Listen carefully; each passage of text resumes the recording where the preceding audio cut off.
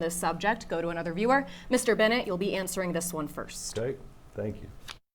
My name is Deanna Church from Boulder, Colorado, and I would like to ask the candidates what their plans are for protecting the people of Colorado from the excesses of ICE under the current administration. Well, is that my Yes, question? it is. So I just answered that, Deanna, and I appreciate it. I think we have to fight to make sure that Donald Trump is not violating our civil rights with ICE in the manner that I just described.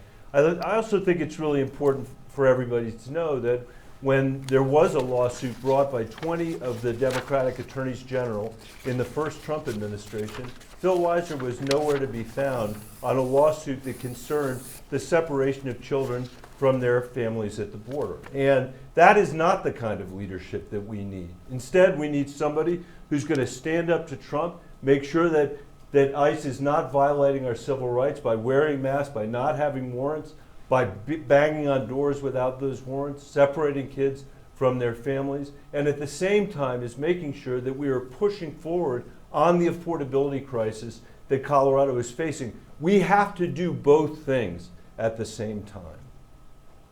Mr. Weiser. Deanna's question is really important, and it's important to me.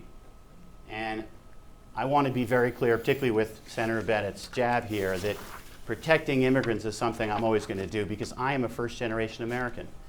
My mom was born in a Nazi concentration camp on April 13th, 1945, and 5 days later, U.S. Army soldiers from the 3rd Armored Division liberated my grandmother and my mom, and the United States of America welcomed them, and they've been able to live the values of freedom and opportunity for all. That's why I take rights for immigrants so personally.